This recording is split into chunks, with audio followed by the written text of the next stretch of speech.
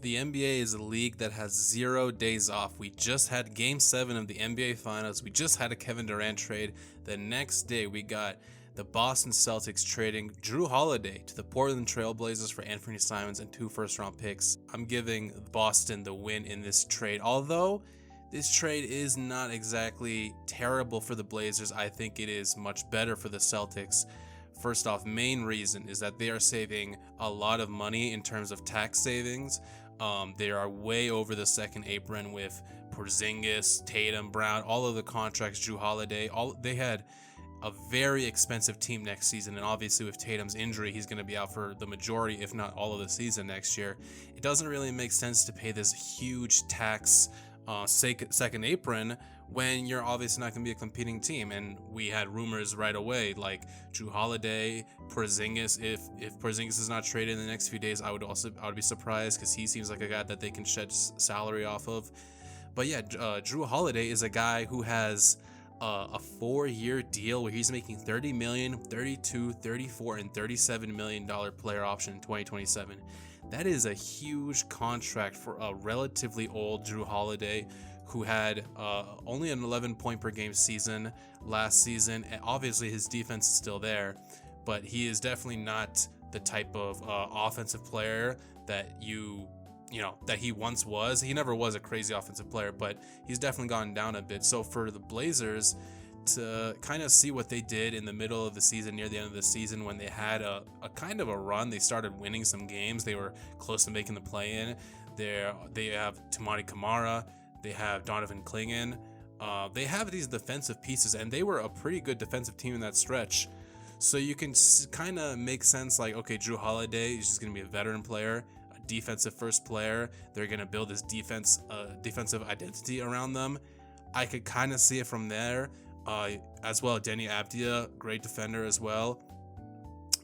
You're really betting on a Shaedon Sharpe, Scoot Henderson. Two of these guys, both of them, need to have a big offensive jump. 3-point shooting on this team, not looking too hot either. They weren't one of the best 3-point shooting teams last season either. So yeah, I mean, from the Blazers standpoint, that's how it makes sense, I guess. Like, they're like, we're done rebuilding.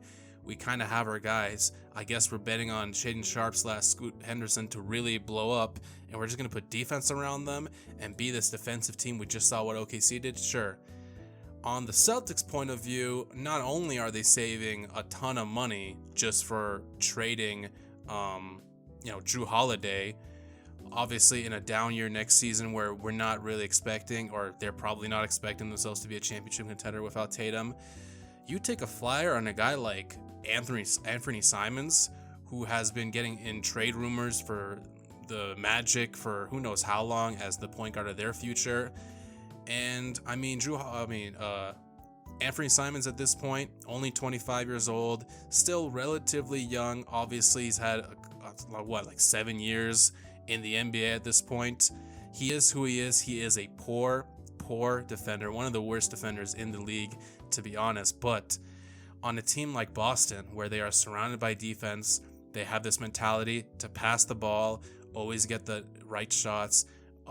One of the most 3-point shooting teams of all time that we've ever seen, with Anfernee Simons, who loves to shoot it. It feels like it just kind of makes sense. Like, you're getting a guy who you still, you might believe in. Like, he's just been in hell in the Blazers, and now you're bringing him to your godly franchise, the Celtics, with Jaylen Brown and Derek White and Al Horford and Tatum eventually. He only has 2 years on his deal, so you're looking at that as potentially like, this is a guy that they're maybe not going to keep in their long-term future. Maybe they re-sign him once they see how he plays with them and whatnot.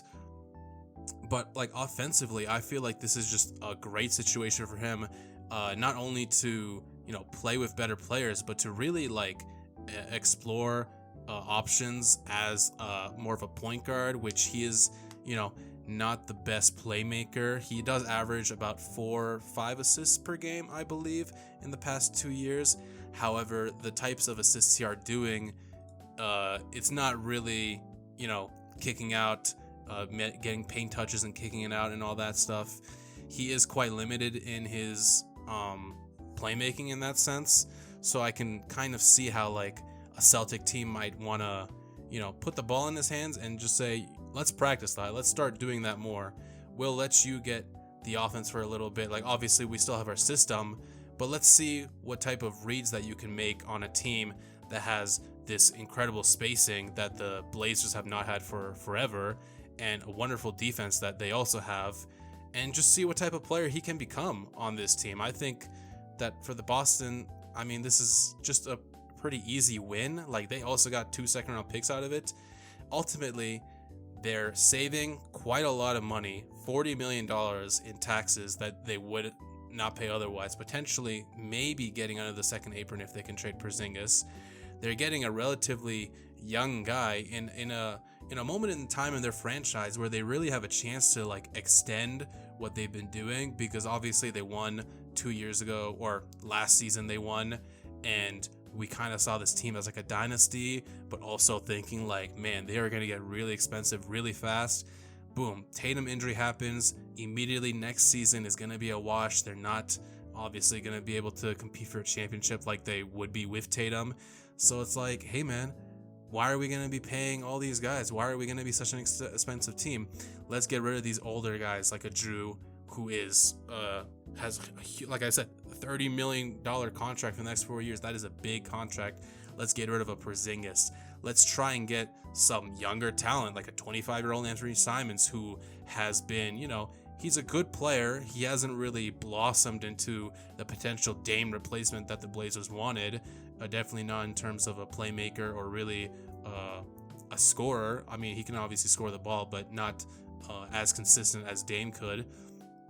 But why not? Let's take a flyer on a guy like that who we think still has potential, and we're just going to put him beside a much better coach, a much better team, a much better defense, and see what he does. And, maybe we'll flip him later. Maybe we'll flip him in his final year. Maybe we'll re-sign him for a potentially reasonable contract. And here we are in 2 years with Simons and Derek White and Brown and Tatum and whoever at center. And, now we can go win another championship. So I just think for the Celtics, this was a pretty... I would do this trade every day of the week, solely off the money reasons. And for the Blazers, man, they're giving a lot of money to Jrue Holiday and Jeremy Grant. They're giving a lot of money to those two guys. Jeremy Grant with that huge contract. Simons, his time, it was getting kind of weird with Sharp and Scoot and all that in terms of a fit and just like how many shots does this guy really need a game and whatnot. He's been in trade rumors for a bit. I kind of had the feeling that they were going to have to pull the trigger on one of these guys and get rid of one of them. But the fact that they traded for Jrue, traded him away to the Celtics, and then traded back for him at an older age on a bigger contract, it just seems very foolish and just quite silly that they even did this. But I mean, this is a Blazers team that hasn't had any success in the past 4 or 5 years, really, since Dame. I mean, before Dame even left, like since the 2019-2020 playoffs, they haven't really had any success at all. Last season, they had their best stretch in a while, and it was pushed by their defense. They have Toumani Camara, Donovan Clingan, Denny Avdia. They have these potential star guards in the Shaedon Sharp, Scoot Henderson. You're still believing in one of those two guys, or maybe both. Why not get a veteran player?